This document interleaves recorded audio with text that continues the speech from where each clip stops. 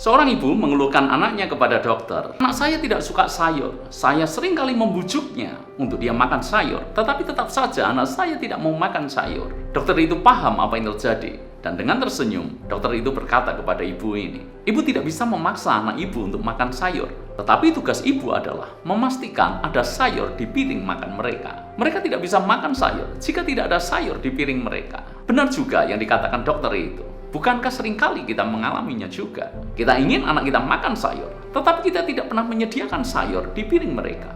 Mengapa kita tidak pernah menyediakan sayur di piring mereka?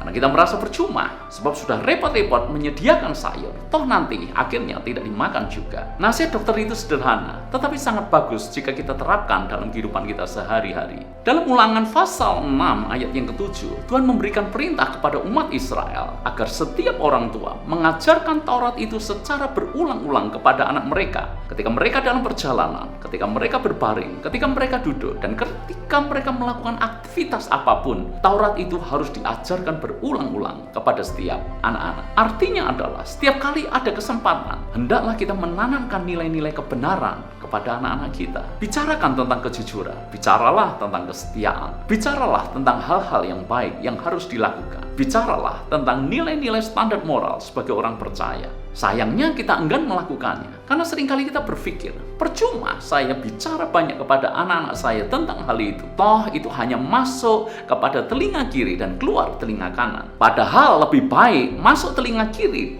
dan keluar telinga kanan daripada tidak pernah mereka mendengarnya sama sekali. Itu seperti meletakkan sayuran di piring anak kita. Mungkin mereka akan memakannya, tapi mungkin juga tidak. Tapi itu tidak jadi soal, sebab yang penting kita sudah menyajikannya bagi mereka. Jika kita terus-menerus menanamkan nilai-nilai kebenaran kepada anak kita, maka selalu ada kemungkinan bahwa apa yang kita tanamkan itu tidak pernah menjadi sia-sia. Sekalipun mungkin kemungkinannya kecil, tetapi itu jauh lebih baik daripada kita tidak pernah menanamkan nilai-nilai itu sama sekali. Ketika kita tidak pernah menanamkan nilai itu sama sekali, maka kemungkinannya adalah nol. Disinilah peran kita sebagai orang tua yang harus sabar, telaten, dan mengajarkan nilai-nilai itu secara berulang. Jangan pernah menyerah dalam mendidik anak kita, bahkan di saat mereka tidak kunjung juga mengalami perubahan. Katakan kepada diri kita sendiri, jika tidak hari ini, mungkin besok dia berubah. Jika besok belum berubah, mungkin lusa berubah. Tapi yang kita yakini, apa yang kita katakan, nilai-nilai kehidupan itu tidak akan pernah sia-sia.